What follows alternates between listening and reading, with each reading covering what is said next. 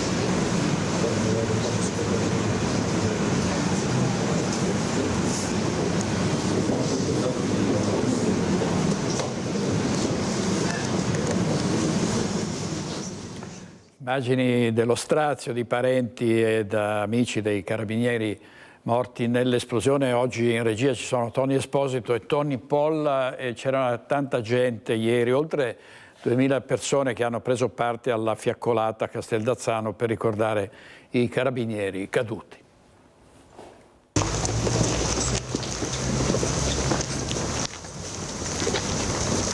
Sì, veramente un'iniziativa splendida, un momento di vicinanza che riscalda il cuore. E si è parlato tanto di quello che è successo, penso che adesso sia giunto il momento di raccoglierci e pregare e ricordare chi ha dato la vita per il servizio. Un'intera comunità piegata dal dolore, un paese che si stringe attorno alle divise. Dopo la strage costata la vita a Marco Piffari, Valerio Dapra e Davide Bernardello, ieri sera oltre 2000 persone, tra cittadini, autorità e forze dell'ordine, hanno ricordato i carabinieri caduti a Casteldazzano. La fiaccolata, promossa dal comune, si è snodata da Piazza Pertini fino a Villa Violini Nogarola, sede del municipio, dove è stato deposto un mazzo di fiori, con candele e momenti di preghiera guidati dal vescovo di Verona, Domenico Pompili, che ha invitato alla riflessione anche per i fratelli Ramponi, perché restano comunque fratelli. Credo che il silenzio di tutta questa gente esprima lo sconcerto di fronte a questa incomprensibile tragedia che mette in evidenza come in taluni casi l'imprevedibile prende la scena e al tempo stesso però questo silenzio così intenso che è sfociato in questo applauso liberatorio voglia anche dire da parte di tutti il desiderio di rinsaldare i legami nella comunità e fare in modo che non esistano persone che possano isolarsi a tal punto da sprofondare nell'abisso. Oggi, in occasione dei funerali di Stato che si terranno alle 16 nella Basilica di Santa Giustina, anche le scuole osserveranno un minuto di silenzio in aula.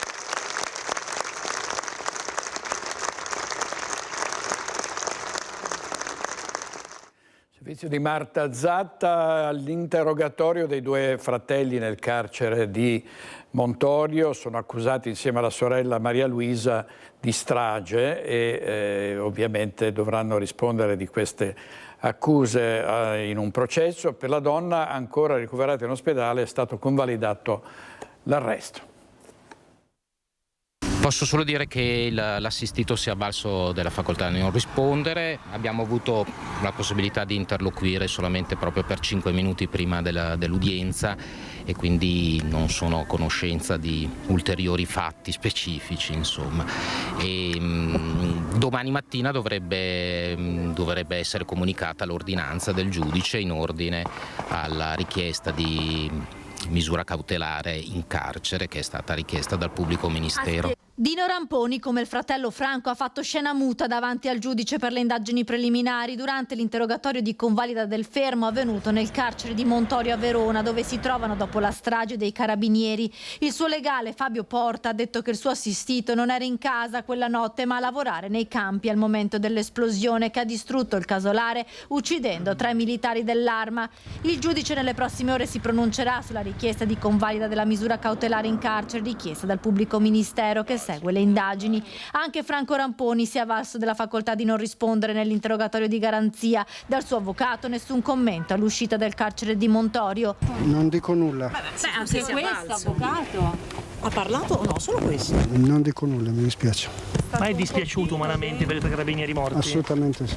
Per la sorella Maria Luisa Ramponi, ricoverata in coma e intubata in terapia intensiva all'ospedale Borgo Trento, è stato convalidato l'arresto. La donna non sarebbe in pericolo di vita. È stata lei ad azionare l'innesco che ha fatto saltare in aria il casolare. I 3 fratelli Ramponi sono accusati di strage, resistenza pubblica ufficiale e detenzione di armi. Nelle scorse ore è stata eseguita invece l'autopsia sui corpi di Marco Piffari, Valerio Dapprà e Davide Bernardello. I 3 carabinieri rimasti uccisi sarebbero morti per traumi da schiacciamento. Sono invece stabili le condizioni dei 3 carabinieri ancora ricoverati negli ospedali veronesi.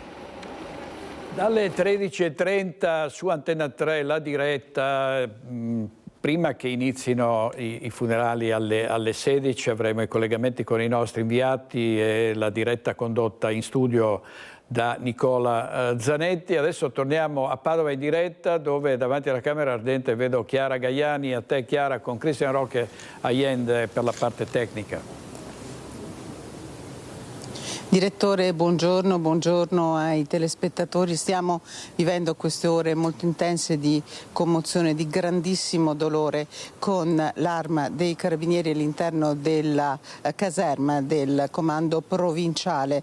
Alle mie spalle la sala dove da ieri sera sono vegliate le salme dei 3 carabinieri uccisi. Ricordiamo i loro nomi: il sottotenente Marco Piffari, il maresciallo Valerio Dapprà, l'appuntato Davide Bernardello, tutti promossi proprio nelle scorse ore post mortem. Si piange, e ce lo hanno proprio detto anche tanti militari, si piangono degli amici, dei colleghi, dei fratelli, e accanto a loro si sta stringendo il grandissimo affetto di tutta l'Italia e di tanti cittadini che alla spicciolata hanno salito la rampa che porta proprio a questo grande piazzale dove siamo con il collega Cristian Roque Allende. Ne abbiamo visti anche che facevano quasi fatica a camminare, ma hanno salito questa piccola rampa per poter portare un mazzo di fiori, tanti con le lacrime agli occhi, per restare accanto alle salme, alle famiglie dei carabinieri uccisi e a tutta davvero la grande famiglia dell'Arma dei Carabinieri. Tante lacrime, tante persone che sono rimaste a lungo anche a vegliare i militari, le salme avvolte nel tricolore, le bare avvolte nel tricolore per il sottotenente Marco Piffari, il berretto del battaglione di Mestre per invece Valerio Dapprà e Davide Bernardello, lo scudetto delle api, l'aliquota di pronto intervento in seno al nucleo operativo della compagnia di Padova di cui facevano parte. Persone che hanno risposto a una chiamata arrivata nel cuore della notte per fare il loro dovere, e accanto a loro, dopo alcuni feriti che abbiamo visto già arrivare ieri sera, anche Domenico Martella, che è stato portato in carrozzina dai compagni proprio a salutare il suo comandante, a salutare Marco Piffari e a salutare gli altri carabinieri uccisi. Abbiamo provato ad avvicinarlo, ma davvero non se la sentiva ed è stato stretto in un abbraccio emozionante e commovente a lungo, davvero a lungo. Un dolore che abbiamo provato anche noi, direttore, te lo confesso, anche Cristian ed io, quando siamo entrati, sentendo l'affetto, la commozione. Allora io ti lascio a 2 interviste che abbiamo raccolte al comandante del nucleo operativo della compagnia di Padova, il tenente Luca Capogna, che dice: i miei uomini, Valerio per noi era un padre, Davide per noi era un fratello, un fratellone. Ecco, avete visto passare l'ordinario militare, Monsignor Gianfranco Saba, che presiederà poi il funerale di Stato nella Basilica di Santa Giustina. E poi sentirete anche Piero Mazzola, figlio di Giuseppe Mazzola, morto nel 1974, che ha voluto, nonostante insomma la sua lunga vita, una vita anche travagliata con le istituzioni, essere presente qui. Allora io vi lascio alle interviste. Oggi salutiamo per l'ultima volta. Perdonate un pochettino l'emozione, ma Valerio e Davide erano i miei ragazzi. Ecco, ci mancheranno due fari che ci illuminavano, le stelle più belle, ecco, come se fossero due figli. E adesso noi dobbiamo ripartire perché dobbiamo farlo anche per loro, e quindi noi da domani ripartiamo. Valerio D'Apra era un uomo di grande esperienza. Valerio è il decano, è il padre, era l'istruttore. Quindi se non andava qualcosa si andava subito da Valerio, e Valerio ci rimetteva in riga, ma sempre col sorriso. Ed ecco, lo voglio ricordare un pochettino così, col sorriso. Invece Davide è tra i più giovani. Davide era un fratellone, anche se io ero il comandante, quindi ecco, un po' di distacco, ma era il fratellone. Ma entrambi erano 2 stelle. Pensavo a quando ero davanti all'obitorio, alle salme di mio padre, tutto lì. I servitori dello Stato perdono la vita. Ma no, di quello che è, non so proprio quello che non si riesce a sopportare è il continuo attacco a questi servitori dello Stato, che poi vengono dileggiati in piazza e i mezzi di informazione non sono sufficienti, precisi, diciamo, nel condannare questo. C'è non lo so, è difficile dirlo, ormai l'Italia è in grande confusione. Queste le interviste di Chiara Gaiani a Padova, vi ricordo alle 16 l'inizio dei funerali di Stato. Avete sentito prima il comandante di Davide Bernardello definirlo un fratellone. Siamo andati nel suo paese San Giorgio delle Pertiche, c'è in diretta per noi Vanessa Banzato con Renzo Rigonna in compagnia del vice sindaco Alberto Corsini. A te Vanessa. Buongiorno a te direttore e a tutte le persone che ci stanno seguendo. Sì, abbiamo sentito un fratellone, è stato definito Bernardello, che aveva solo 36 anni, quel maledetto martedì quando c'è stata quella terribile esplosione. Con me il vice sindaco di San Giorgio delle Pertiche, Alberto Corsini. Lei ha detto che non conosceva direttamente Bernardello, ma conosce molto bene la famiglia, conosce molto bene il fratello. In realtà c'è tutto un paese che si stringe in un dolore che non si può spiegare. Sì, confermo, non conoscevo direttamente Davide, ho giocato a calcio in gioventù con Filippo. Non posso dire di conoscere bene la famiglia, però è sicuramente una famiglia conosciuta e amata nel territorio. Si tratta veramente di persone, brave persone, laboriose, con estrema dignità, che hanno saputo dimostrare anche in questo momento di tragedia, di dolore immenso, come può essere quello della perdita di un figlio e di un fratello. Quindi la comunità si è stretta attorno a questa famiglia emulandone lo stile, perché essendo anche noi una gente, diciamo, laboriosa, ma allo stesso tempo anche molto morigerata, molto dignitosa, la comunità di San Giorgio delle Pertiche tutta e di Arsio in particolare ha saputo trasmettere calore, però con quel giusto distacco che si deve in queste situazioni di tremendo dolore. Quindi sì, è ancora la nostra popolazione è sgomenta, perché di fronte a una situazione di questo tipo non ci viene in mente nessuna risposta plausibile e razionale, e quindi ecco, ci stiamo avvicinando oggi al giorno delle esequie, che insomma chiude per certi versi questi giorni veramente incredibili. Tra l'altro il Comune è listato a lutto per il 4º giorno consecutivo oggi. Sì, confermo, il Sindaco aveva dichiarato il lutto cittadino per i 3 giorni immediatamente successivi alla tragedia e per il giorno delle esequie, quindi questo di fatto è il 4º giorno di lutto, che si vede, diciamo, visivamente con le bandiere a mezz'asta e con le bandiere listate a lutto, ma anche con il primo giorno della fiera di Arsio, che comincia proprio oggi, che però vede la propria, il proprio programma leggermente modificato per fronteggiare, insomma, per affrontare una situazione imprevista, imprevedibile, che però noi non ci sentiamo di derubricare, che dobbiamo comunque considerare la sua importanza anche per la nostra comunità. Proprio parlando della fiera di Arsigo, due aspetti. Intanto Bernardello era legatissimo alla fiera, partecipava puntualmente ad ogni fiera, e poi lei ha detto che la stessa famiglia ha chiesto di non cancellare nessun evento, seppur mitigando ovviamente in segno di rispetto, ma non verrà cancellata la fiera. Allora, immagino che Davide, come tutti gli arsegani, fosse giustamente orgoglioso di questa fiera che raggiunge i suoi 278 anni quest'anno.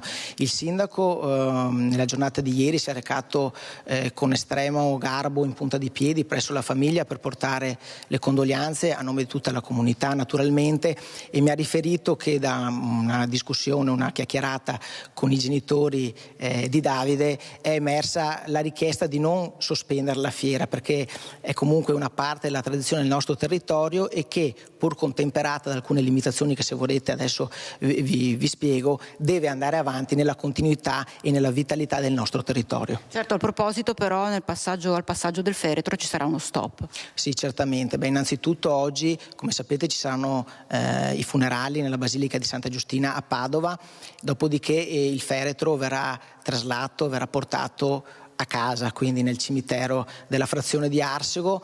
È previsto che in occasione del passaggio del feretro e per tutta la durata necessaria alla tumulazione, la fiera di Arsigo in tutta la sua area, in tutto il suo perimetro, verrà silenziata, quindi le attività di intrattenimento, le giostre e quant'altro, insomma, ruota attorno a questa manifestazione, osserveranno un silenzio totale, ripeto, in tutto il perimetro, in segno di rispetto per il ritorno a casa di un figlio di questa comunità. E quindi questo è solo la prima delle mitigazioni che noi vogliamo fare all'interno di questa manifestazione. Ecco.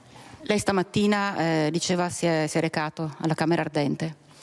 Sì, questa mattina sono andato alle 6 perché questo era l'orario che era stato indicato come semplice cittadino, in quanto il sindaco in rappresentanza della comunità era andato giustamente ieri sera e parteciperà alle esequie questo pomeriggio. Io sono andato, come dicevo prima, da privato cittadino, insomma, perché mi sentivo di farla, sentivo che era mio dovere, anche come amministratore, insomma, andare lì, e ho avuto modo, mentre aspettavamo che si aprissero i cancelli, di parlare con la gente attorno di qualsiasi estrazione e età, e tutti hanno aspettato con estremo rispetto, con estrema dignità, e il momento all'interno della Camera Ardente è stato per certi versi molto commovente, per altri versi mi ha inorgoglito, perché vedere che a vegliare su quelle bare c'erano altri, se ricordo bene, 6 giovanissimi carabinieri in alto uniforme, mi ha dato proprio questo doppio sentimento, il dispiacere, l'angoscia, ma anche il futuro roseo per l'Arma, che è parte della nostra comunità inevitabilmente. È un messaggio che viene lanciato proprio nel dolore enorme, inspiegabile, per la perdita di un figlio, per la perdita di un carabiniere, di un militare, per la perdita di un uomo che ha dato la vita, proprio che ha lavorato per la patria. Accanto a questo dolore c'è però anche un forte messaggio di speranza. Sì, assolutamente. Guardi, già il fatto che la famiglia in questo momento estremamente difficile abbia dato il proprio benestare al che la fiera continui, perché è comunque un momento di aggregazione, di vitalità della nostra comunità, secondo me la dice lunga sulla caratura di queste persone. E poi Davide, che ripeto, io non lo conoscevo direttamente, però ne ho sentito parlare veramente bene. Allora noi capiamo che certe qualità affondano inevitabilmente le radici in una realtà familiare veramente positiva e, ripeto, di grandissima dignità. E quindi è corretto chiamarlo, come è stato definito dal collega, fratellone?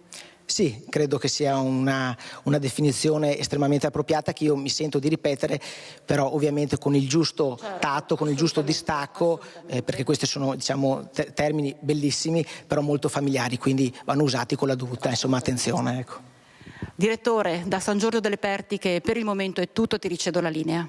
Grazie molte, grazie Vanessa Manzatto, penso che sia con Alessandro Costacurta, comunque con tutti i nostri tecnici, sono in tutte le nostre province ovviamente in queste circostanze, e oggi sono sono a Padova per i funerali di Stato che ci saranno alle 16, partiranno alle 16, è un'edizione straordinaria su Antenna 3 condotta da Nicola Zanetti. Ieri sera abbiamo parlato di quanto è accaduto ovviamente anche a Focus e oltre alla tragedia dei Carabinieri si è aggiunta quella di una famiglia intera che si è suicidata lanciando un'autovettura nel fiume Sile. All'interno c'era una donna probabilmente già morta e i suoi due figli. Ne abbiamo parlato di dell'esplosione, della follia e della disperazione in Veneto con Mirella Tuzzato, che da anni si occupa delle famiglie più bisognose, delle famiglie indigenti, dei più deboli, di quelli che vengono definiti gli umili. Sentiamo cosa ci ha detto. Perché adesso la cadenza verrà fatta fino all'ultimo giorno, perciò stanno rivedendo il tutto, perciò io dal 3 di novembre non potrò più ritirare la merce dal banco, dall'Emporio Solidale e dai supermercati dove andavo a prendere la roba. Allora lei capisce che con 6 milioni di poveri, sentire oggi che qualcuno dice che lo spreco alimentare viene fatto dalle persone che hanno poco, con redditi minimi, capisce che proprio non ci siamo, direttore. Qui sta andando in malora tutto, sta saltando il tappo, e se salta il tappo del sociale, come è avvenuto oggi, sta saltando il tappo del sociale, qui qualcuno si farà male, molto male, e mi dispiace perché pagheranno sempre le fragilità. Quelli sono che pagheranno le fragilità. Mirella, grazie tante, grazie molte e buon lavoro. Grazie, buonasera a tutti, anche agli ospiti. Grazie molte Mirella, grazie. Allora, questo era ieri sera e poi magari vediamo la parte in cui Mirella aveva appunto parlato di quanto era accaduto. Qui si riferiva ovviamente a un momento anche difficile per il banco alimentare. Dovremmo tra poco collegarci con Daniela Sizia, che si trova a Silea per la morte delle 3 persone di cui vi parlavo, un'intera famiglia che si è lanciata con un'auto nel fiume Sile. Prima era stata trovata la madre di 77 anni e poi erano stati ritrovati i due figli, proprio ancora con le cinture allacciate all'interno della vettura. Vediamo l'inchiesta che si è chiusa per la morte di Chiara Iaconis, la ragazza che era stata, come ricorderete, colpita a Napoli da una statuetta precipitata da un balcone. Sono finiti nei guai i genitori dei bambini che avrebbero buttato questa statuetta dal balcone perché sono accusati di non avere controllato i figli. Chiuse, Chiara Iaconis, il servizio, grazie regia, grazie, da Padova.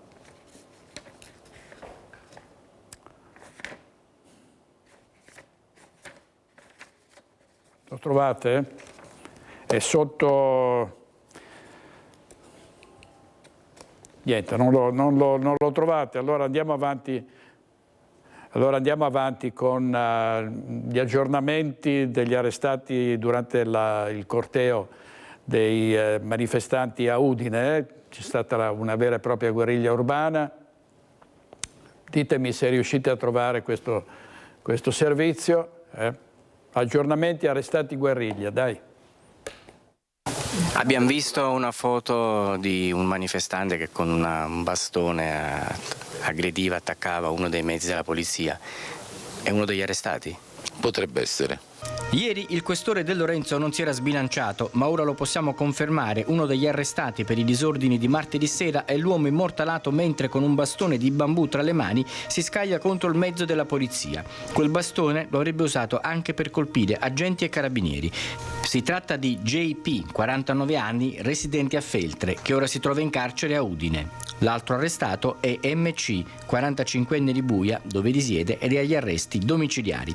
Venerdì alle 9:30 il GIP terrà l'udienza di convalida degli arresti, nella quale i due dovranno rispondere entrambi di resistenza continuata pluriaggravata dal volto coperto e da lancio di oggetti. Solo il 49enne di Feltre anche dall'uso del bastone per aggredire la polizia e i carabinieri. Durante gli scontri, oltre a lanciare pietre e bottiglie, i due arrestati fomentavano gli altri manifestanti e provavano ad aggirare il blocco. La procura non ha citato gli indagati per un giudizio direttissimo. Il GIP, dopo la convalida, deciderà se e quali misure cautelari applicare in attesa della chiusura delle indagini, che porterà ad una probabile richiesta di rinvio a giudizio. Il manifestante di Buia risulta avere precedenti di lieve entità, mentre il feltrino è incensurato. La Digos intanto sta proseguendo le indagini, visionando i filmati, le foto e mettendo insieme tutti gli elementi per identificare gli altri partecipanti del gruppo, di almeno 200, che hanno trasformato la manifestazione, fino a quel momento tranquilla e pacifica, in una guerriglia. Oltre ai due arrestati, difesi dall'avvocato Paolo Viola, che riferisce, dopo averli incontrati, di averli trovati frastornati, ci sono 13 denunciati a cui è stato consegnato il foglio di via dalla città.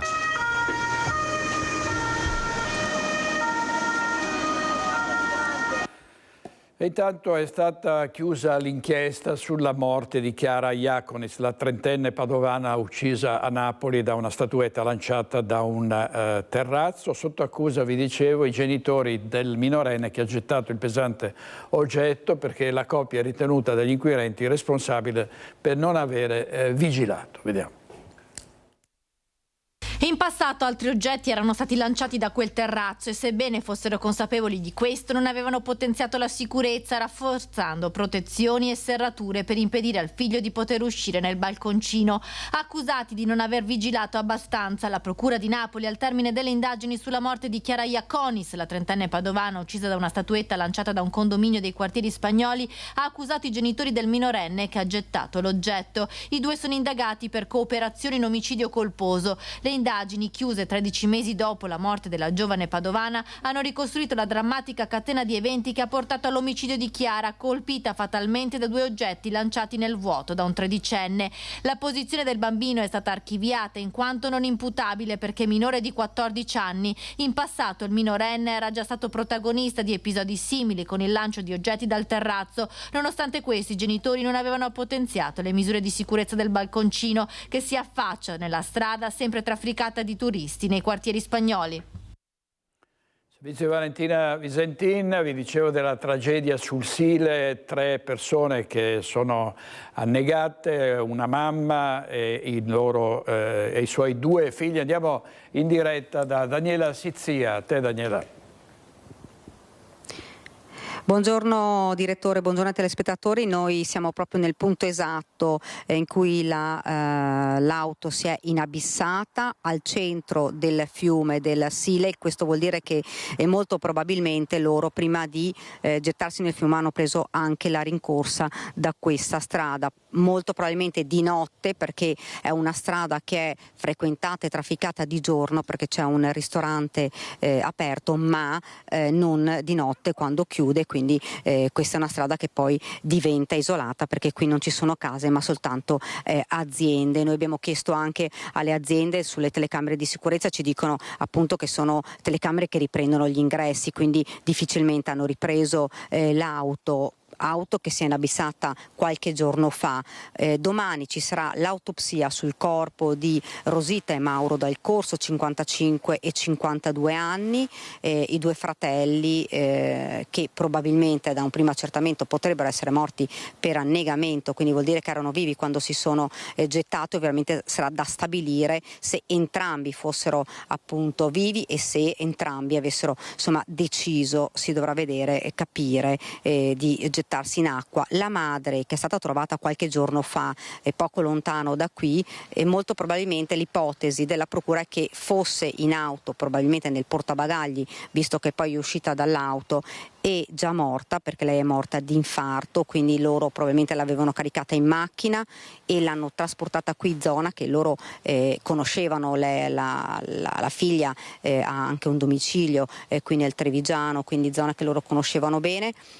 e quando si sono gettati in acqua il portabagagli si è aperto e lei è uscita. Poi la corrente, ci dicono tutti, è una corrente abbastanza forte, quindi il corpo poi è stato trasportato. Come vi dicevo, domani autopsia sul corpo dei due fratelli e è stato aperto un fascicolo dalla procura, dal pubblico ministero che senza reati e senza ovviamente indagati, questo per poter garantire l'autopsia. Questa è un po' la ricostruzione. Fra l'altro sono state prese dai militari proprio tutte le immagini delle videosorveglianze della zona, e proprio per cercare di vedere se c'è un frame, qualche immagine dell'auto che arriva qui.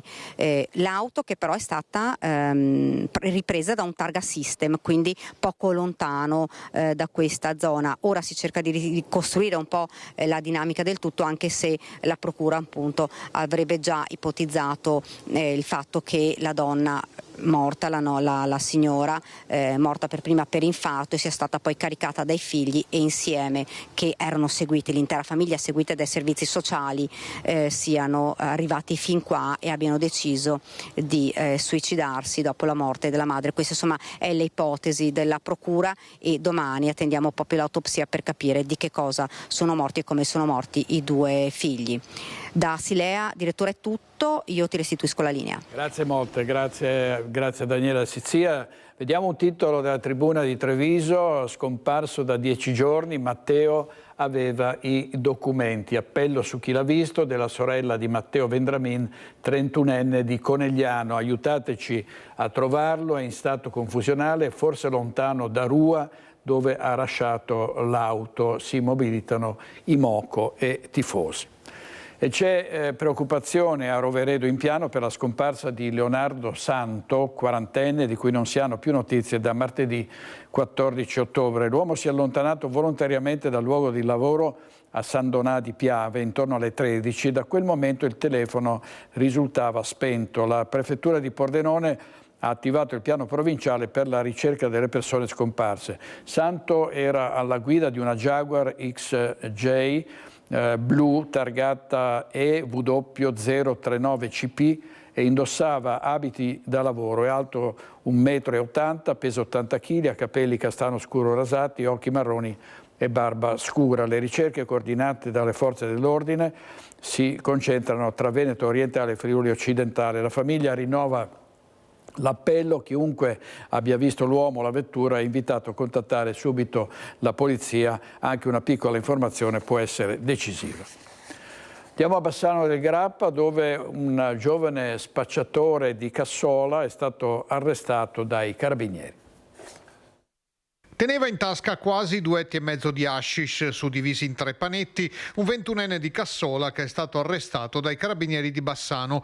Il giovane, su indicazione della Procura della Repubblica di Vicenza, è stato perquisito dagli uomini dell'Arma che hanno controllato anche la sua abitazione. Qui è stato rinvenuto materiale per la pesatura e il confezionamento della sostanza stupefacente, oltre a 2.000 euro in contanti ritenuti provento dell'attività di spaccio. Tutto il materiale è stato sequestrato e il 21enne messo agli arresti domiciliari. Di Mirko Cavallin, 3 giovani sono stati segnalati al prefetto di Vicenza per uso personale di stupefacenti dopo i controlli dei carabinieri. Si tratta di un 16enne di Bassano che aveva circa 3 grammi di hashish. La ragazza è stata individuata nell'abitazione di un soggetto sottoposto agli arresti domiciliari. 2 ventunenni di Rosà sono stati pizzicati dai militari nei pressi del cimitero comunale di Romano Dezzelino. Era in possesso di uno spinello e di circa 1 grammo di marijuana. A 9, 2 23enni controllati a bordo della vettura di uno dei due avevano con sé hashish, cocaina e uno spinello. Al conducente del mezzo è stata ritirata la patente. Come vedete, i carabinieri si devono occupare di delinquenti, si devono occupare di spaccio di droga, di furti nelle abitazioni e poi muoiono sotto le macerie di un casolare fatto esplodere da 3 invasati. È stato provvidenziale l'intervento della Polfer in soccorso di una turista straniera che era stata colta da malore in stazione. È successo a Treviso. Motorista colta da malore in stazione dei treni a Treviso, soccorsa da una pattuglia della Polizia di Stato. Mercoledì scorso gli agenti della Polfer sono stati allertati dai clienti del bar della stazione perché una donna, una 76enne di origini straniere, si era sentita male mentre era in coda alla cassa, accasciandosi a terra e perdendo conoscenza. I poliziotti sono prontamente intervenuti praticando alla donna i primi soccorsi. La 76enne priva di sensi era in preda alle convulsioni e a difficoltà respiratorie. Superata la crisi, la malcapitata ha poco a poco ripreso conoscenza in attesa dell'arrivo dei sanitari del SUEM 118 che l'hanno stabilizzata e l'hanno trasportata d'urgenza al Cafoncello dove è stata ricoverata. Servizio di linea Paronetto, è morto l'operaio friulano, non ancora 22enne, che 10 giorni fa era rimasto ferito in un cantiere di ristrutturazione di una villa in costiera a Trieste. Ricoverato a Cattinara, si è spento nella notte. Non ce l'ha fatta Andrea Misson, il giovanissimo operaio di Paolaro che era rimasto ferito gravemente lo scorso 6 ottobre nel cantiere di una villa in strada costiera a Trieste. Il giovane, che non aveva ancora compiuto 22 anni, si è spento la notte scorsa nel reparto di terapia intensiva dell'ospedale di Cattinara, dove era ricoverato dal giorno dell'infortunio. Nonostante fosse fin da subito chiara ai soccorritori la gravità delle sue condizioni, aveva fatto sperare in un miracolo il doppio intervento chirurgico al quale era stato immediatamente sottoposto. Andrea non si è mai ripreso ed è rimasto in coma per 10 giorni. Il giovane, descritto come un lavoratore serio e scrupoloso, era dipendente della Costruzioni Screm SRL. Nel cantiere di ristrutturazione in costiera era stato travolto da un tubo di colata del cemento, improvvisamente staccatosi dalla sua sede mentre stava operando su un'impalcatura. Il ragazzo era stato sbalzato dalla forza della tubatura sotto pressione ed era precipitato a terra da un'altezza di 5 metri. Aveva riportato un forte trauma cranico a causa della caduta, oltre a traumi al torace e all'addome colpiti dal tubo. Le cause dell'infortunio fatale sono oggetto di indagini da parte delle forze dell'ordine intervenute sul posto. Vasto cordoglio della comunità di Paolaro, così come a Trieste, per questa giovane vita spezzata sul lavoro. Servizio della nostra collega Laura Buccarella della redazione di Trieste. E la morte di questo ragazzo, che era molto conosciuto, ha creato forte dolore e sconforto nella sua comunità. Certe volte anche in questo momento mi viene quasi da balbettare, conoscendo il personaggio che era un ragazzo vicino alla comunità. Ogni associazione lo chiamava per usufruire della sua competenza e volontà nel lavorare, insomma. Non è un momento facile per Paolaro, una comunità che si trova costretta a perdere le speranze per Andrea Misson, morto dopo giorni di lotta in ospedale a Cattinara dopo il gravissimo incidente sul lavoro. Una giovane vita spezzata che nella comunità montana era molto conosciuta e tanto apprezzata, come ci ricorda l'assessore ai lavori pubblici di Paolaro, Renzo De Toni, che spesso aveva lavorato con lui. Un ragazzo di quelli volonterosi che pochi si trovano in giro. Erano 3-4 ragazzi di questa età che si erano introdotti nell'ambito dell'edilizia, accompagnati di qualche genitore, di qualche caposquadra, sempre nel tirocinio comunale, che sono all'altezza della situazione questi capisquadra. È successo quello che non doveva mai succedere, ma siccome sappiamo che non c'è mai abbastanza controlli da parte loro, anche magari senza trovare delle situazioni particolari dove erano loro Trieste. I parenti stretti li ho sentiti perché ci conosciamo tutti, il paese non è grande, credo che il grande dolore sia solo dei genitori. Servizio di Stefano Giovanpietro. Adesso torniamo a Padova in diretta davanti alla Basilica di Santa Giustina con Valentina Visentina. A te, Valentina.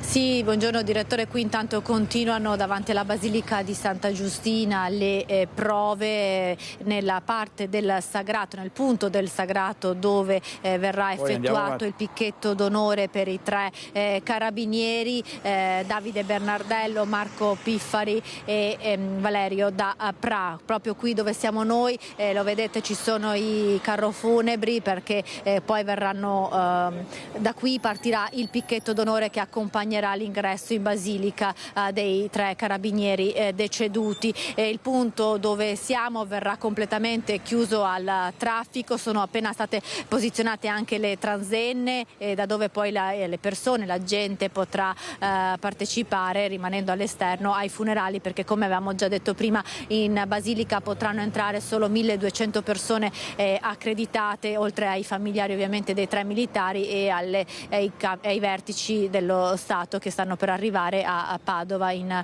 tarda mattinata per essere presenti alle esequie. Qui continuano le prove, la città si sta preparando a questo evento, è una giornata di lutto, le bandiere sono a mezz'asta, nelle scuole c'è stato un minuto di silenzio. E in queste ore poi continuano ovviamente anche le indagini su quanto è accaduto la tragica notte di martedì a Casteld'Azzano. Ieri i 2 fratelli Dino e Franco Ramponi sono stati interrogati in carcere per l'interrogatorio di garanzia. Entrambi si sono avvalsi della facoltà di non rispondere, non hanno mostrato nessun segnale di pentimento, anzi Dino Ramponi avrebbe detto al suo avvocato che al momento dell'esplosione si trovava all'esterno perché stava lavorando nei campi. È stato convalidato l'arresto per la sorella Maria Luisa, colei che ha azionato l'innesco mortale. Le sue condizioni sono critiche ma stabili, è in coma intubata, è stato convalidato l'arresto, è accusata insieme ai fratelli di strage. La donna avrebbe inveito mentre i carabinieri la stavano portando e mettendo in salvo dopo l'esplosione. Oggi il giudice intanto dovrebbe accogliere la richiesta di convalida della misura cautelare in carcere in attesa appunto di nuovi incontri poi tra i 2 fratelli Ramponi con i propri legali, che ieri hanno avuto modo di incontrare per la prima volta nel carcere di Montorio a Verona. Questa la cronaca delle indagini, ma oggi è la giornata del lutto e veramente stiamo cominciando a vedere le prime persone che stanno arrivando qui in Prato della Valle, perché poi alle 16 inizierà la cerimonia, i funerali di Stato per i 3 carabinieri padovani deceduti martedì scorso a Casteld'Azzano. La linea può tornare allo studio.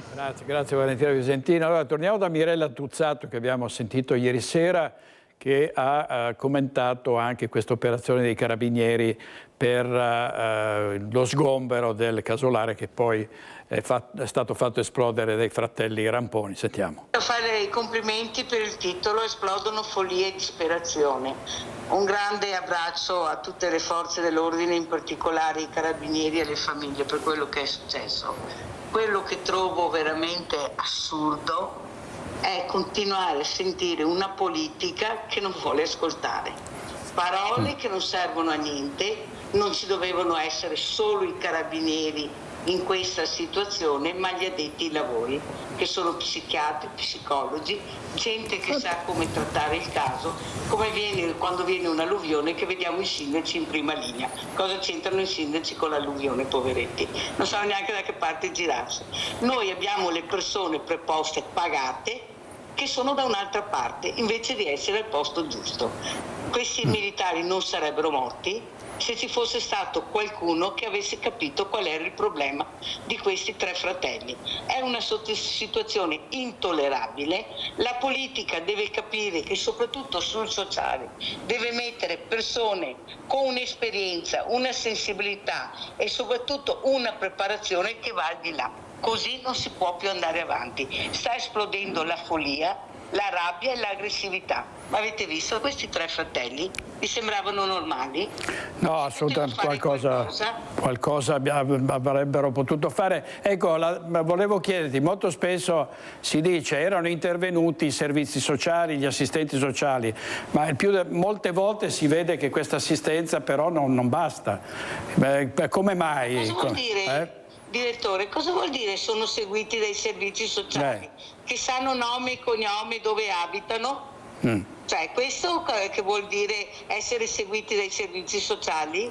Appunto. Io lo trovo talmente assurdo, e continuare, sentiamo parole, valanghe di parole. ma non si interviene. Perché? Perché non si investe nel sociale, direttore, non si investe nel sociale, nella famiglia. Abbiamo gli zombie che camminano per strada fuori di testa, l'ha detto anche lei prima. Uno a coltella, cioè robe da matti. E la politica cosa sta facendo? Strade, autostrade, terza, quarta, quinta corsia, cemento. E il sociale dove lo mettiamo?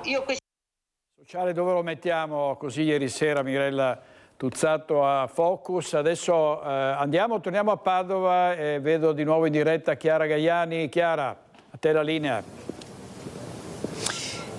Sì, direttore, qui ormai si sta iniziando già a pensare a quello che accadrà tra circa un'ora, perché alle 14 tutte le persone che vedete saranno fatte uscire dalla caserma del comando provinciale, perché poi si prepareranno le salme che usciranno in corteo dalla caserma di Via Rismondo dirette a Santa Giustina, procedendo proprio per le vie del centro storico della città.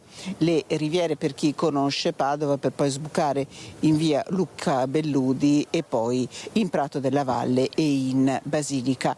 Nel frattempo qui, oltre all'ordinario militare Monsignor Gianfranco Saba, che presiederà i funerali di Stato, è arrivato anche il comandante generale dell'Arma, il generale Salvatore Luongo, che però ha preferito non rilasciare alcuna dichiarazione alle telecamere.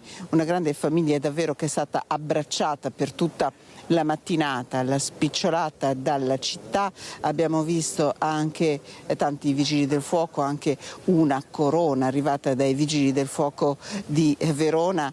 Abbiamo sentito davvero palpabile il dolore, l'emozione, la commozione che tutti i colleghi dei 3 carabinieri uccisi stanno vivendo in queste ore che noi cerchiamo di raccontarvi. Ci hanno anche detto che sul sagrato della Basilica i carabinieri riceveranno uno ad uno l'omaggio del picchetto d'onore, e poi all'uscita dalla Basilica i feretri saranno salutati dal silenzio prima di avviarsi verso le varie destinazioni. Davide Bernardello andrà ad Arsego di San Giorgio delle Pertiche, Marco Piffari a Tre Basiliche, mentre Valerio D'Affra resterà proprio a Padova. Non abbiamo ancora visto il ritorno dei familiari, ci hanno detto però che il fratello di Davide Bernardello già alle 6, pensate, di questa mattina era qui per l'ultimo saluto al fratello che ha appena perso. Grazie molte ai nostri tecnici. Ha creato scalpore e polemiche il post dell'europarlamentare di Alleanza Verdi Sinistra Ilaria Salis sulla strage dei carabinieri. Netta la condanna del ministro Ciriani, intervistato da Ferdinando Avarino, sugli scontri di Udine tra Pro-Pal e forze dell'ordine. È incredibile. D'altra parte, che cosa vuole aspettarsi da questi rappresentanti della sinistra estrema di questo paese? È gente che ha eletto la Salis all'Europarlamento. La Salis che ieri ha detto che la strage dei carabinieri a Verona è comprensibile perché queste persone vivevano nel disagio. Lei capisce che c'è gente che arriva addirittura a comprendere e giustificare fatti che hanno comportato la morte di 3 padri di famiglia, di 3 carabinieri e il ferimento di 13 altri agenti. Di fronte alla follia di queste dichiarazioni, che cosa dobbiamo fare? Di fronte a gente che dice che tutto è consentito perché loro decidono cosa è giusto e cosa è sbagliato, noi che cosa dobbiamo fare? Abbiamo, perché è giusto così, ancora una volta dimostrato di essere un governo responsabile. Il prefetto ha fatto giustamente, ha dato il consenso a questa manifestazione perché non poteva fare altrimenti, però queste persone hanno usato la libertà e la democrazia che tutti noi difendiamo per dimostrare di essere intolleranti nei confronti degli altri, e questo è inaccettabile. Questo era il ministro Ciriani, andiamo a Treviso con un sit-in di oltre 30 persone senza fissa dimora che ha manifestato davanti alla prefettura per chiedere alle istituzioni nuovi investimenti e provvedimenti per far fronte all'emergenza abitativa. Allora, in questo momento a Treviso ci sono più di 70 persone nella cintura urbana che stanno in strada. Probabilmente sono molte di più, 70 sono quelle che intercettiamo noi quando usciamo, quando facciamo le uscite di strada.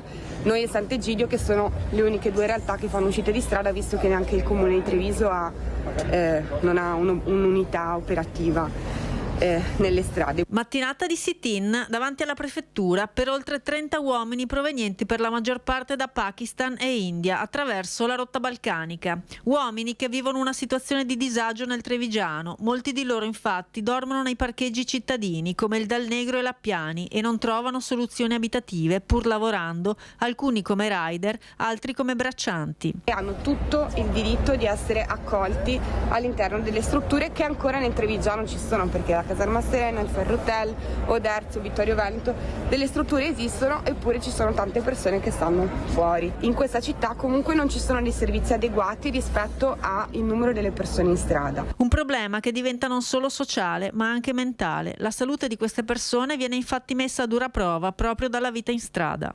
Se finisci per strada e prima non bevi, poi tendenzialmente cominci a bere. Se finisci per strada e prima non avevi patologie psichiche, tendenzialmente cominci a svilupparle, perché è la marginalità che alimenta anche il deperimento dal punto di vista cognitivo e mentale. La risposta per le associazioni di volontariato deve essere istituzionale, investimento di fondi non solo sulle strutture ma anche sulla preparazione culturale per affrontare nuove marginalità. La repressione quindi non serve. E qua bisogna fare qualcosa, però non bisogna fare qualcosa reprimendo chi dorme in strada, come è stato fatto al Parco Dal Negro, no? Con la polizia, che le persone testimoniano, la polizia passa più volte e le guardie private del Dal Negro passano più volte durante la notte a dire dovete uscire, e quindi loro escono, devono stare in giro 2 ore e poi ritornano alle 3, alle 4, alle 5 di notte.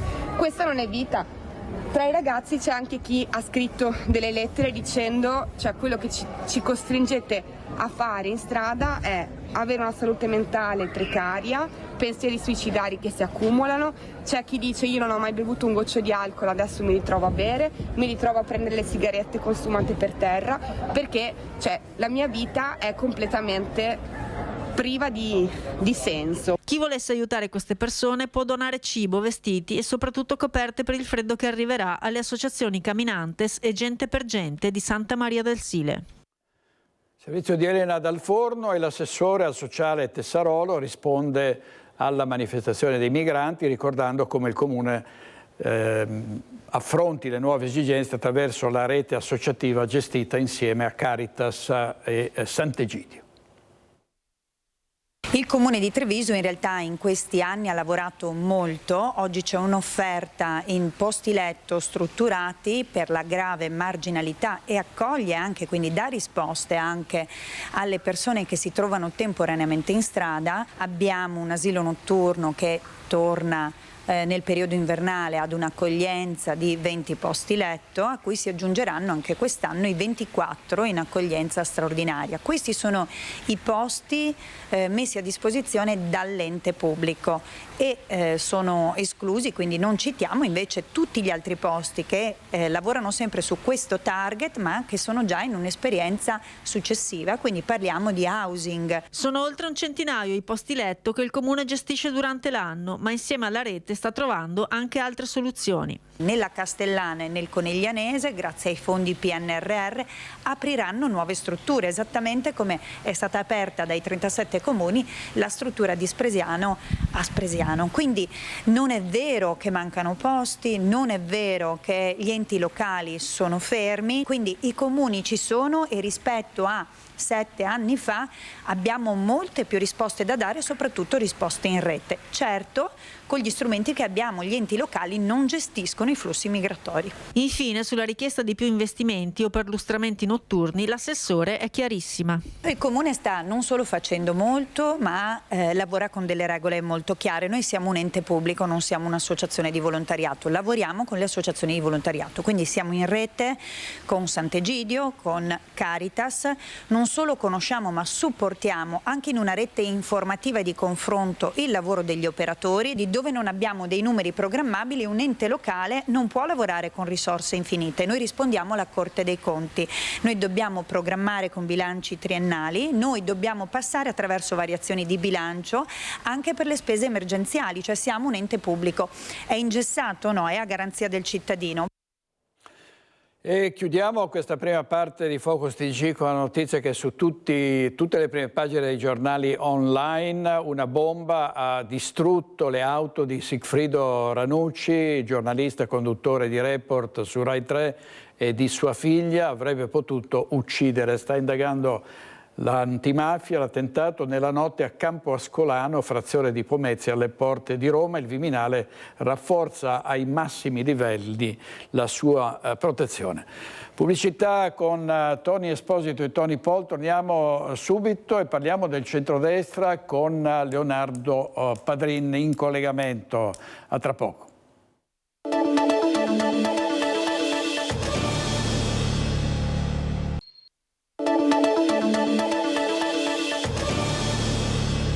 Di nuovo in diretta con Focus TG, vediamo una locandina, Uniti per il Veneto e per la vittoria, lunedì 20 ottobre 2025 alle 20, ristorante Al Bosco, via Bosco 21 a Cervarese, Santa Croce, prenotazione obbligatoria, e ne parliamo. Vedete i leader del centrodestra, Flavio Tosi, Luca De Carlo, Alberto Stefani, candidato presidente della Regione del Veneto, e Antonio De Poli. Ne parliamo con Leonardo Padrin, aggregatore del centrodestra. Buongiorno Padrin, buongiorno.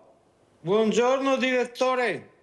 Allora, Padrin è stato tanti anni in Consiglio regionale, conosce la politica, i politici come le sue tasche, ma soprattutto ha sempre organizzato, da tempo organizza questi eventi che vedono tutto l'insieme del centrodestra riunito, in questo caso a una cena il 20 di ottobre, cioè lunedì prossimo. Padrin, allora intanto qual è l'obiettivo di questi rendezvous, diciamo, di riunire tutta una coalizione, di cercare di capire quali sono gli equilibri tra le forze in campo? Che cosa succederà il 20?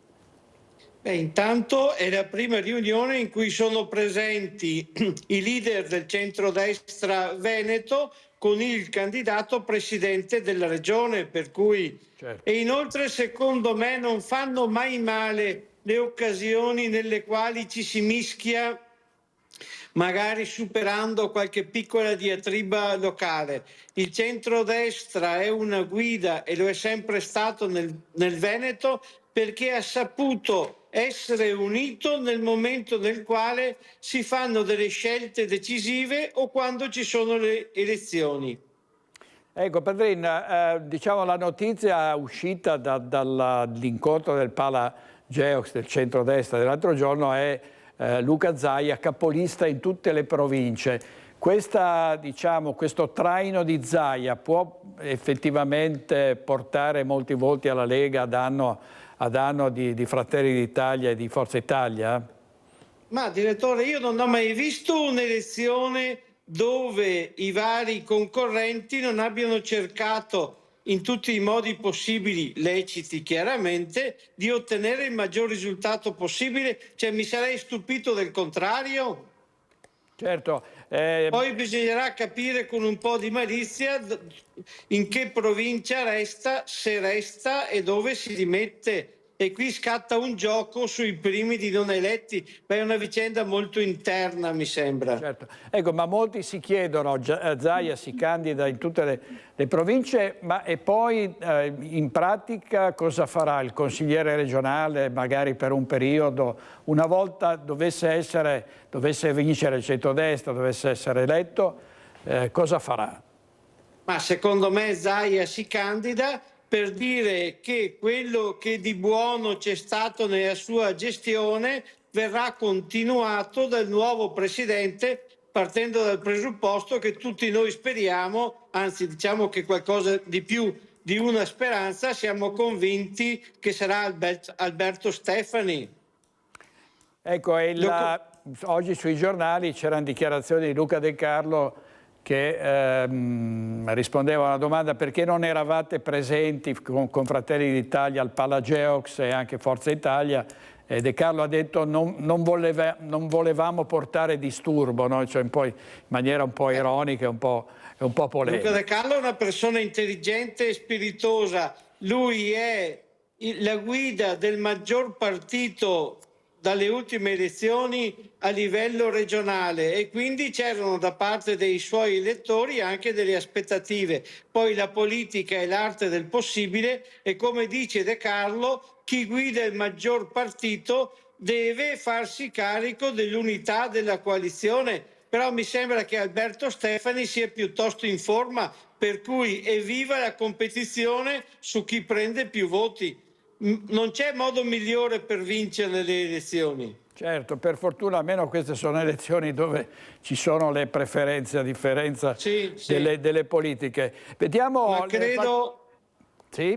Prego. Ma credo si avvicini il giorno in cui in Parlamento non ci saranno più nominati ma eletti e io spero molto presto. Speriamo, io sono dalla sua parte da tanti anni su questo, ma lei davvero è ottimista, perché qui si parla di proporzionale, ancora di listini bloccati, cosa ne pensa? Ma io credo che sarà impossibile invertire al 100% la rotta, però un conto è sopportare un paio di nominati su 10 o su 20 eletti. Un conto è averli tutti, anche perché sappiamo che molto spesso i nominati sono in realtà lustra stivali di chi fa le liste. È verissimo, è verissimo. Senta, le faccio vedere, vediamo un servizio da cui emerge un'altra diciamo, notizia, che è quella secondo cui, insomma, secondo le dichiarazioni di Matteo Salvini, la Lega non si sdoppierà come con un sistema tedesco tipo CDU tedesca, ma resterà unita, non ci sarà, diciamo, una Lega del Nord e una Lega del Sud, così come si era ipotizzato nei giorni scorsi. Sentiamo Salvini, sentiamo. Avremo un risultato straordinario e l'autonomia entro il 2025, il governatore del Veneto verrà a Roma a firmare le preintese, quindi dopo 30 anni di battaglie, dopo un referendum che ha coinvolto milioni di veneti, diciamo che da segretario della Lega non posso che essere contento. Per la Lega, del resto, è la madre di tutte le battaglie, è e sarà l'autonomia il leitmotiv della campagna elettorale. Lo stesso segretario Salvini lo ha ribadito in visita all'aeroporto di Venezia all'indomani del lancio ufficiale della candidatura di Alberto Stefani al Palageox di Padova davanti a 3.000 persone, militanti e ancora futuribili candidati. Ma sarà soprattutto un Veneto responsabile, un Veneto che riconosce nell'autonomia e nel federalismo fiscale due grandi riforme per il futuro di questo Paese.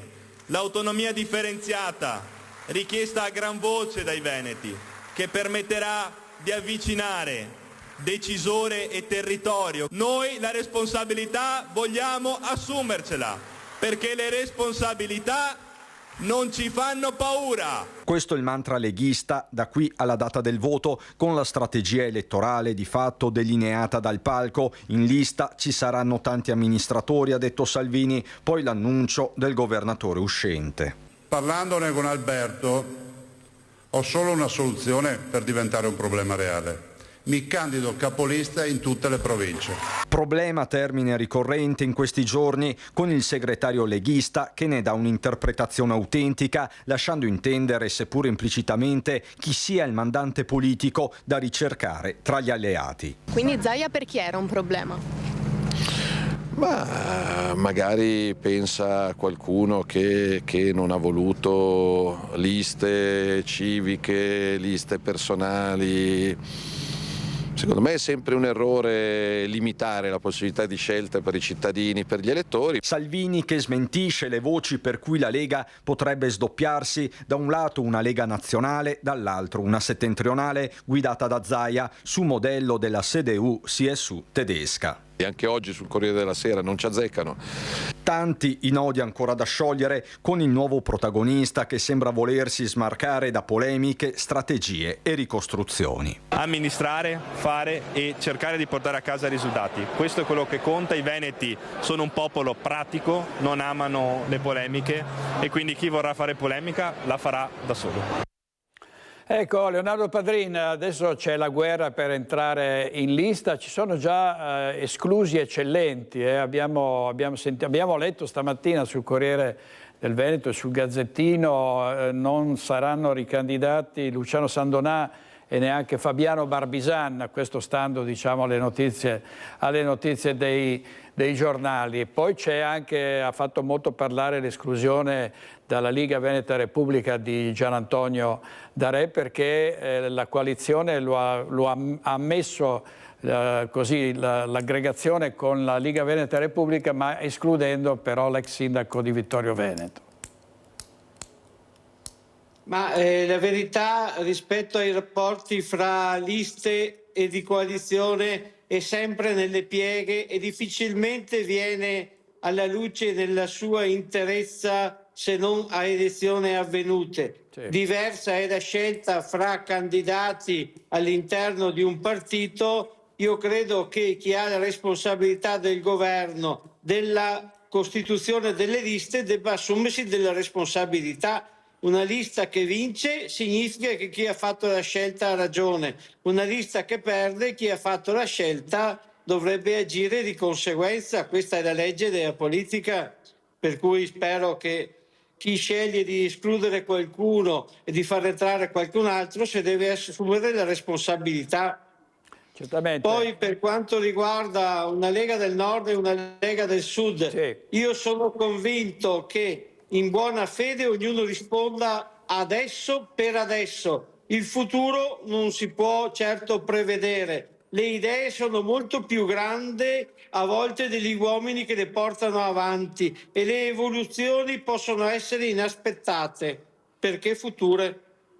Certo, Stefani ha parlato di sociale, di ambiente, ha parlato, avete sentito, di autonomia. Sull'autonomia si è speso molto come parlamentare, come presidente della Commissione per l'attuazione bicamerale per l'attuazione del federalismo. Sono obiettivi raggiungibili, Padrin, perché si dice sempre intanto che l'eredità di Zaia è pesantissima e poi certamente sarà una giunta molto diversa, cioè non ci sarà quasi un uomo solo al comando come era Zaia con i suoi assessori, ma un presidente della Lega con diversi assessori. Poi vedremo in base ai voti che ci arriveranno, ma insomma si prevedono molti assessori di Fratelli d'Italia. Ma io sono ottimista da questo punto di vista, perché una giunta collegiale può raccogliere il valore dei singoli e tramutarlo in azione politica. Io ritengo che i primi interventi da fare siano in sanità e nel sociale, perché in questo momento rappresentano una paura per i cittadini e spesso una difficoltà. Abbiamo eccellenze uniche al mondo, ma molto spesso chi ha una malattia cronica vorrebbe solo un servizio più disponibile e più vicino a casa, gli anziani specialmente. È così, è così. Sentiamo anche le reazioni al discorso di Stefani. In questo servizio parlano Flavio Tosi e poi il candidato presidente del centro-sinistra Giovanni Manildo, che avremo ancora qui a Focus TG prossimamente. Mi ha copiato, no? La battuta. Io sarò capolista in tutte le liste per Forza Italia e Luca sarà capolista per la Lega, anche lui in tutte le liste. Intanto è una bella sfida, però ritengo anche che la Lega abbia fatto bene, oggettivamente. Alleati sì, ma di fatto rivali. Flavio Tosi è pronto al duello con Luca Zaia, una sfida nella sfida, calcolando che i rapporti tra i due non sono mai stati idilliaci. Si naviga per il centrodestra, ma si rema ognuno per il proprio partito. Forza Italia vuole incidere e lo vuole fare con i numeri. La giunta la si costruisce sulla base dei risultati elettorali. Chiaro che c'è una richiesta precisa, avanzata dal nostro segretario nazionale, nonché vice premier, che è il mio leader Antonio Tajani, che ha chiesto di poter esprimere nella figura di Flavio Tosi il futuro assessore alla sanità. Ma anche questo lo vedi dopo. Il principio base è sempre lo stesso. In campagna elettorale nessuno è amico e le stoccate possono arrivare in qualsiasi momento. Così il meloniano Marco Della Pietra commenta quanto accaduto sul palco leghista del Palageox. Sarebbe grave se la Lega non parlasse di autonomia, quindi bene che se ne parli. Certo è che magari adesso la prima autonomia che ci sarebbe anche da prendere magari è quella da parte di Stefani da Zaia. Tranchant il centro-sinistra con Giovanni Manildo. Il Veneto deve voltare pagina, al Palageox, fa intendere l'avvocato, c'era il passato. Il Veneto del futuro deve essere in discontinuità con gli ultimi 30 anni e gli ultimi 15 anni del governo di centrodestra. Sento dire che i temi più importanti sono sanità, sociale, ambiente, giovani, proprio i temi su cui noi abbiamo posto l'attenzione, e la Lega negli ultimi 15 anni non ha fatto nulla, anzi ha creato il problema e non ha affrontato determinate criticità. Penso che sia arrivato il momento di scegliere, e la scelta sarà sicuramente per la discontinuità.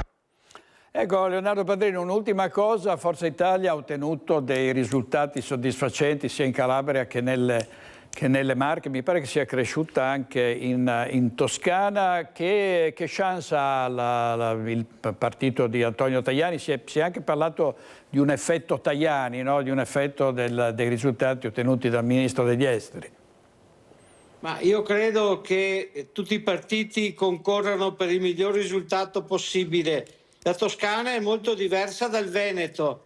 Io credo, aspettiamo le urne. Vorrei solo ricordare una cosa però, direttore, sì, sentendo Manildo, uomo mite e per bene, che lo sostengono, a proposito di alleanze, quel partito che nell'Ilaria Salis ha un esponente europeo che ha detto, che ha prestato la sua attenzione non ai 3 carabinieri che sono stati uccisi da dei malviventi, ma ai malviventi che, secondo il suo ragionamento, sembrava che avessero difeso la casa da un'ingiustizia. Ecco, vorrei ricordare che Manildo è sostenuto anche da quel partito e dalla persona che ha detto queste cose. Quindi, sì, voglio dire, ognuno dovrebbe pensare a chi ha con sé prima di fare il buonista. Certamente, no, sono inqualificabili le parole della Salis, che è finita ancora una volta nella bufera. Allora ricordiamo, lunedì 30, tutti a cena da Leonardo Padrin, Uniti lunedì per il 20. Veneto e per la vittoria, lunedì 20 ottobre alle ore 20, ristorante al Bosco, via Bosco 21, Cervarese Santa Croce, prenotazione obbligatoria, mail. Una grande festa. Sarà una grande festa. Quanti invitati prevede, Padrin? Quanta gente Oggi siamo a 550 conferme, per cui arriveremo a 700-750 presumo. Però complimenti, verremo a seguirvi con le telecamere, faremo una diretta con Focus senz'altro. Grazie Padrin, grazie molte, grazie, buon lavoro, arrivederci. Grazie. Andiamo in pubblicità di nuovo con Tony Esposito e Tony Polla in regia, state con noi, grazie.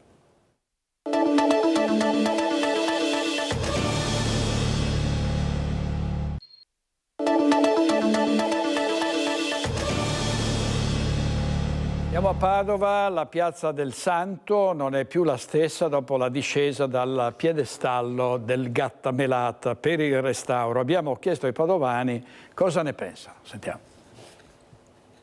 È ormai una settimana che Padova è senza il Gattamelata e il suo destriero. Dopo il trasferimento del gruppo Bronzeo del Donatello all'ex Museo Civico Boito, abbiamo chiesto ai padovani se sentono la mancanza di uno dei simboli più iconici della città del Santo. Sì, certo che manca.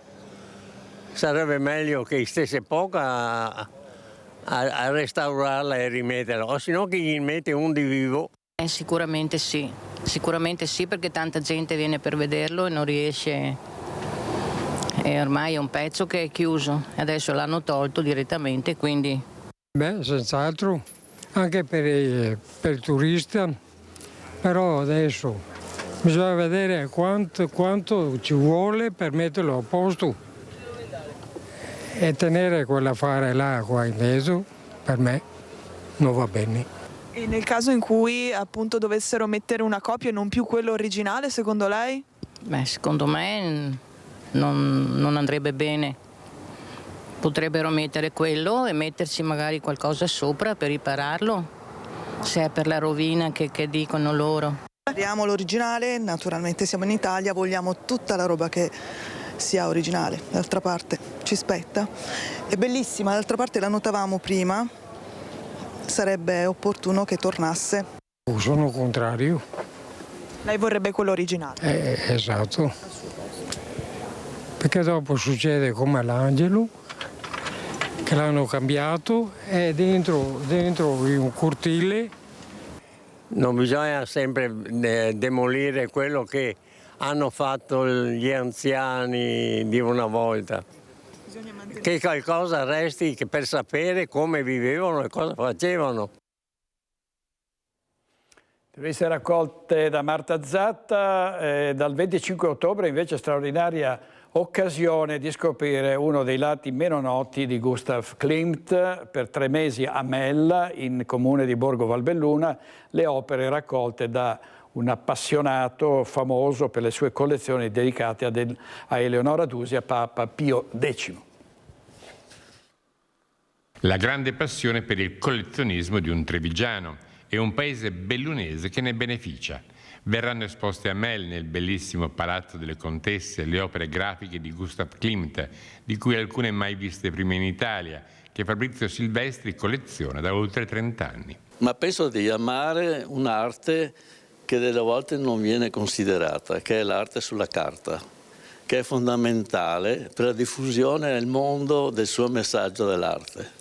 Ed è il motivo per cui Klimt ha accettato di fare la prima monografia, cioè quello di far capire anche agli arti quell'arte che era difficile da far capire ai stessi viennesi in quel momento e che invece doveva essere diffusa. 75 e più le opere grafiche di Klimt a colori e in bianco e nero che verranno esposte assicurate per 700.000 euro in una mostra che a Grado è stata visitata da 8.000 persone, da più del doppio Gardone Riviera, mentre a Mel si spera di migliorare il proprio record, che per una mostra è di 6.000 visitatori, raggiungendo almeno i numeri di Grado. È un evento che va poi al di fuori di quelli che sono i confini comunali, ma che si estende, si apre a tutto l'intero territorio e quindi ha poi ricadute positive all'interno dell'intero territorio e dell'intera comunità. Quanta gente e da dove sperate di poter far arrivare? La promozione che stiamo facendo sta puntando su tutto il territorio nazionale e sui numeri diciamo che si guarda un po' anche a quelle che sono state le manifestazioni, le esposizioni precedenti che sono state fatte, quindi a Salò e a Grado, tenendo però presente appunto anche del borgo, no? della grandezza del nostro territorio. Però ecco, quelli sono i numeri a cui guardiamo. Un ambizioso anniversario per Bassano, città del dono, che compie 10 anni.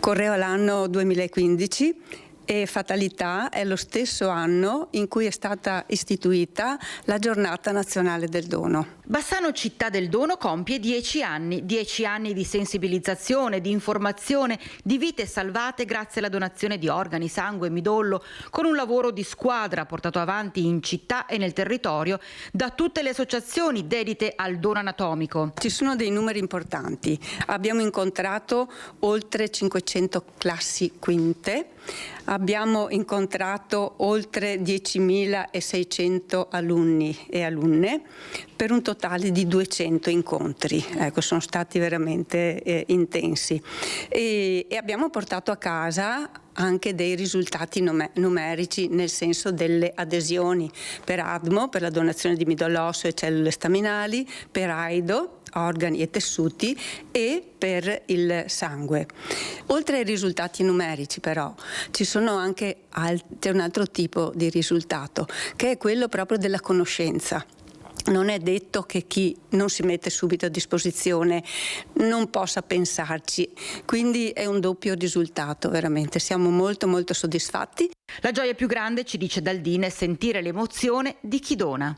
Esprimono soltanto felicità, soddisfazione per quello che hanno fatto e anche esprimono quel senso di responsabilità che secondo noi, tutti delle associazioni, viene messo in campo insieme alla generosità, alla disponibilità. Ecco, c'è questo senso di responsabilità. Se io ho una cosa che all'altro serve, perché non devo metterla a disposizione? Servizio di Vanessa Banzato. Questa sera gli ospiti di Focus saranno Marco Brigo, Giovanni Battista Mestriner, Paola Roma, Antonella Tocchetto, Stefano Valdegamberi e Francesco Vianello. È tutto, grazie per averci seguito fin qui, grazie ai nostri tecnici, ai nostri registi. Vi ricordo su Antenna 3 dalle 13:30, quindi tra un minuto forse siamo già in onda con la lunga edizione straordinaria per i funerali di Stato dei 3 carabinieri morti a Casteldazzano. Buona giornata.